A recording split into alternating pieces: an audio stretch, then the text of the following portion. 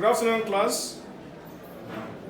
We are here to discuss the modern electronic structure of atom as part of the topics in Chemistry 101. Under the modern electronic structure of atom, we are going to break it down by considering the following subtopics: the electromagnetic radiation. Under electromagnetic radiation, we will look at the wave parameters, how the radiation can be described, the electromagnetic spectrum, and then we'll look at what we call the black body radiation. And the second subtopic here will be the quantization of energy, where we'll look at the Planck's theory and then the photoelectric effects. We move on to the atomic spectrum, and then Bohr's model of atom. Under Bohr's model of atom, we'll discuss the postulates, the success and failures of the model, and the reason why there was a need for another model called the wave theory of an electron. Under the wave theory of an electron, we're going to look at the contributions made by three scientists: Louis de Broglie, Werner Heisenberg, and Schrödinger. That will take us to atomic orbitals and quantum numbers. And then finally, we'll look at the electronic configuration. To discuss the electronic configurations, we need to understand what is Pauli exclusion principle, what is Alpha principle, and what is the Horn's rule. The recommended text, because I will not be able to discuss everything, in details, I'm recommending this book here, which is a simple approach to general and inorganic chemistry. You can find it in the university bookshop. I think they're selling it 3,000 naira. And if you cannot get much of what I'm discussing now, you can meet me in my office, CD 108. Professor Ayayi is my name. Okay, so let's look at the electromagnetic radiation. When we talk of radiation, the first thing that comes to our mind is light.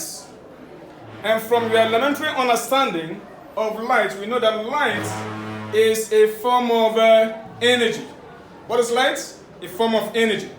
And so here we are going to define light as a radiant energy that produces a visual effect.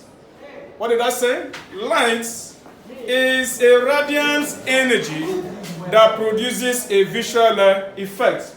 It's because it's a daytime that you are able to see me, and I'm able to see you and identify you with the colors of clothes that you're wearing. Okay, it was in 1864 that a scientist by the name James Clerk Maxwell made us to understand that an alternating current of high frequency in a circuit will radiate energy in the form of electromagnetic waves. That an AC current of high frequency in a circuit will do what? Radiate energy in the form of electromagnetic waves. Talking about waves, if you stand by a pool of water and you drop a heavy object, at one spot, you are going to observe what we call ripples. And that ripples is going to be propagated in a given direction from the source. And so if you move a little distance forward and drop another heavy object, another set of ripples will be generated. It's very possible that the ripples generated over there will be enhanced by the one here. And so if the ripples over there enhances this, that will lead to what we call constructive interference. But if it cancels out, if it's about 180 degrees out of phase, there will be cancellation. And that will lead to what we call destructive interference. From your elementary knowledge of physics, if you suspend a pendulum bulb from a ceiling and displace it through a small angle, you are going to see a kind of to and fro movement. Okay? And we consider that motion as a simple harmonic motion. So we look at electromagnetic radiation as a simple harmonic motion propagated from a source and traveling in a straight line, except there is a kind of interception. A simple harmonic motion propagated from a source O here. This will be the direction of propagation X, and this will be the displacement And we call this the amplitude. The maximum displacement here is the amplitude of the wave. And this point here, we are going to call it the crest. And this will be the trough. The crest. And then, you'll notice the sinusoidal, movement of the waves. When you move from this point to this point here, you have defined half a cycle. And from this point to this point is another half a cycle. And when you move from this point to this point here, that is one complete cycle. Now, talking about the parameters with which we can describe this radiation, we talk of the wave parameters. The first wave parameter to be considered here is what we call the wavelength. And the second one is the frequency. And then finally, we talk about the wave number. We're going to define them one after the other. What are the wave parameters? The first one is called the wavelength. The second one is called what? Frequency. And the third one is the wave number. Okay, wavelength. The wavelength of radiation is defined as the distance between two successive crests, or the distance between two successive troughs. The distance between two successive crests, or the distance between two successive troughs. And it is measured in meter. You can measure it, which is the SI unit, in meters, or you can also measure it in micrometer unit. You can measure it in nanometer unit, or in Armstrong unit, even picometer unit. And you must be conversant with the conversion factor. 1 micrometer unit is equivalent to 10 to the power minus 6 meters. 1 nanometer is equivalent to 10 to the power minus 9 meters. 1 Armstrong unit is 10 to the power minus 10 meters, while 1 picometer unit is 10 to the power minus 12 meters. The frequency of radiation. The frequency is defined as the number of complete cycles passing through a given point in a unit time. I had told you that if you move from this point to this point, you have defined half a cycle. And you move from this point to this point, another half a cycle. So from this point to this point will give you one complete cycle. So the number of complete cycles passing through a given point in a second gives you the frequency of the radiation, the frequency of the wave. And the unit for it is hertz, or per second. Now, since the wave that is generated travels into space, we can say that the product of the frequency and its wavelength is a constant. The wavelength here, we use the Greek symbol lambda, pronounce it lambda, okay, to represent wavelength, while we use also the Greek symbol nu to represent frequency. So the product of frequency and wavelength is a constant. This constant is the speed of light. And the speed of light has a value of 2.998 times 10 to the power of 8 meters per second. So we can call this equation number 1. From that equation 1, we can make know the frequency, the subject formula. So if you make know the subject formula, nu will be equal to C over lambda. Take that as equation number 2. Now from that equation number 2, we have been able to define another parameter, which is what I call the wave number. Another parameter that we have been able to define, being the wave number here, is tilde nu equals to 1 over lambda. And the unit is in centimeters inverse. So, wave number, which mathematically equals to 1 over lambda, that is the reciprocal of wavelengths, could be defined as the number of waves contained in 1 centimeter's length of radiation. The number of waves contained in 1 centimeter's length of radiation. And the unit is in centimeters inverse. So those are the 3 different parameters that we can use to describe this radiation. So the next thing that we need to consider here is the electromagnetic spectrum. The spectrum of radiation.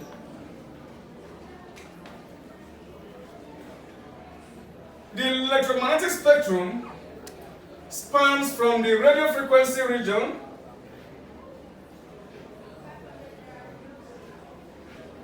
through the visible, through the infrared, to the visible. Then you have the ultraviolet region. From the ultraviolet, we have the region called the X-ray region. And then finally, we have the gamma region. The radio frequency region is a region of longer wavelengths, while the gamma ray region is a region of shorter wavelengths. So we can have from 10 to the power of minus 4 Armstrong ranging to 10 to the power of 8 Armstrong. So this is the order of increasing, that's the order of increasing wavelengths. And from that, our equation number 2, you see the frequency and the wavelengths, they are inversely related. And so if this is the region of longer wavelengths, here will be the region of a what? Low frequency region. And this region of shorter wavelengths will become the region of what? High frequency region. There is a material body that is able to absorb and emit all the frequencies of radiation from the radio frequency region to the gamma ray region. Such material body is called black body. Black body. You know, if you wear a black material on a sunny day, it will absorb all the wavelengths, all the frequency of the radiations, and also emit all. And in the course of that, it will generate heat inside. Okay? So we call such material a black body. And the radiation that is emitted by black body is what we refer to as black body radiation. And this is because the energy that is being absorbed, the energy that is being emitted is a kind of continuous, it's continuous. But it was in 1900 that Max Planck made us understand that the energy that is absorbed, the energy that is emitted, transmitted or propagated cannot be continuous, but in discrete packets, in discrete amounts called quanta. And so the energy of a quantum of electron is directly proportional to its frequency. And that is what they call the Planck's law. And so if we remove the sign of proportionality, we do what? We introduce a constant. So we can say that E will be equal to what? H nu. This H here is what we call the Planck's constant and has a value of 6.626 times 10 to the power minus 34 joule second. So the implication of this equation of Planck's law is that in an atom there exist energy levels, and we can liken it to a ladder where if you want to climb to the top of the building, you have a ladder has so many steps. You start from the low rungs of the ladder until you get to the building. So we have energy levels in an atom, which we can label it. This is an order of increasing energy.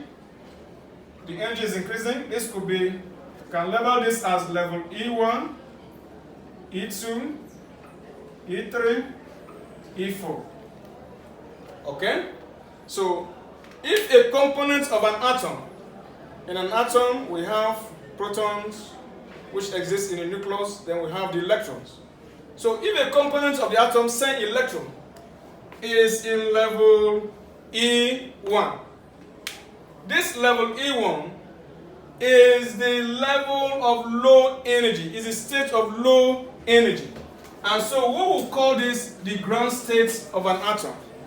The ground state of an atom is a state of low energy. The ground state. And it is the most stable state, okay, of an atom. Every atom will want to be in a stable state, which is the ground state. Now, when this electron absorbs a discrete amount of energy, according to Planck's law, okay, the electron here will now undergo a quantum jump to level E2. It must absorb a discrete amount of energy that will move it from level E1 to level E2.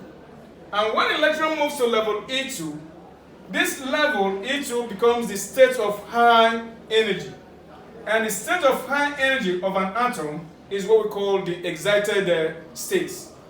And so the energy difference here, delta E, will be E2 minus E1. And remember from our Planck's law, that will be equals to H nu. And so we can call this equation number 3. Now if you compare equation 3, that delta E equals to H nu. And from equation 2 we know that nu is equal to C over lambda. So delta E will be equal to what? Hc over lambda. You can take that as equation number 4. And this equation 4 is the energy parameter with which our electromagnetic radiation could be described. So based on this, you can have a little calculation. If a radiation, electromagnetic radiation, has a wavelength of 1.24 nanometer, if the wavelength of radiation is 1.24 nanometer, your take-home assignment is for you to calculate the frequency and the energy of that radiation. You have a radiation, if I can say an infrared radiation has a wavelength of 1.24 nanometer, calculate its frequency and the energy of that radiation. The energy in joules or in joules per mole. You should be able to make use of these equations in order to do that calculation. Remember, the C here is the speed of light and has a value of 2.998 times 10 to the power of 8 meters per second.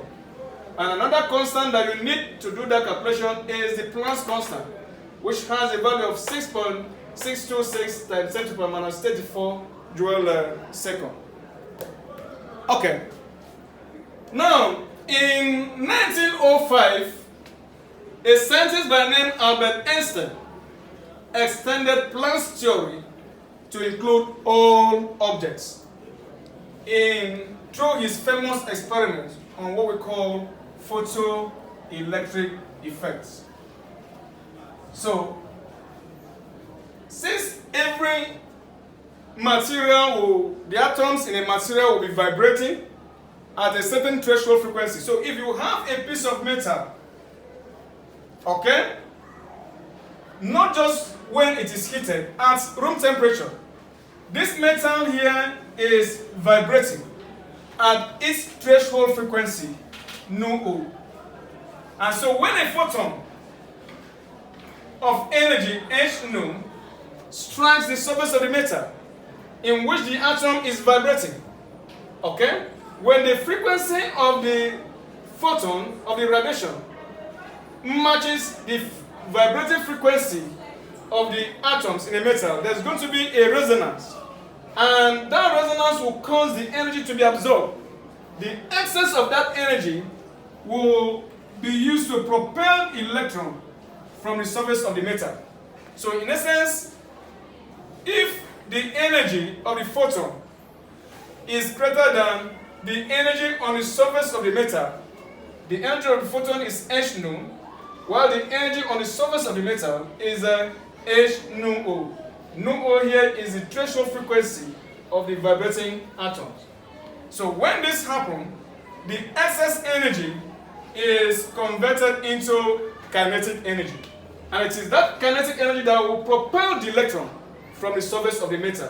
And that process is what we call photoelectric effect. What did I say? Photoelectric effect. So by way of definition, photoelectric effect is the emission of electrons from the surface of a metal when irradiated by UV light. Emission of electrons, a phenomenon, a process whereby electrons are removed, electrons are knocked off from the surface of the metal when irradiated by light. And the point of emphasis here is that before you have electrons removed from the surface of the metal, the energy of the photon must be greater than the energy on the surface of the metal. Otherwise, no electrons will be emitted. And so you look at this equation here, that the kinetic energy of the photoelectrons, Ke, is equal to h nu minus h nu o. So you can compare this with your equation of straight line. If you compare with the equation of straight line, you are going to have a plot of kinetic energy versus frequency. And so there will be a straight line with an intercept on the frequency axis. The point of intercept here is the threshold frequency. And if you calculate the slope of this plot, the slope here will give you the Planck's constant.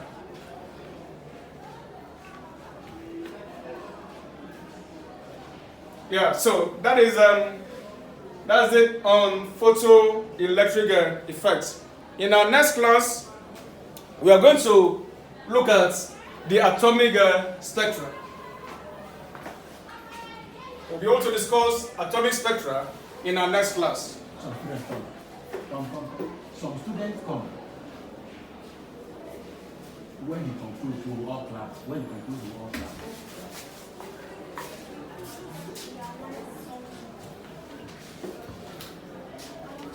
So we will look at atomic spectra in our next lecture. Thank you. Thank you, Prof.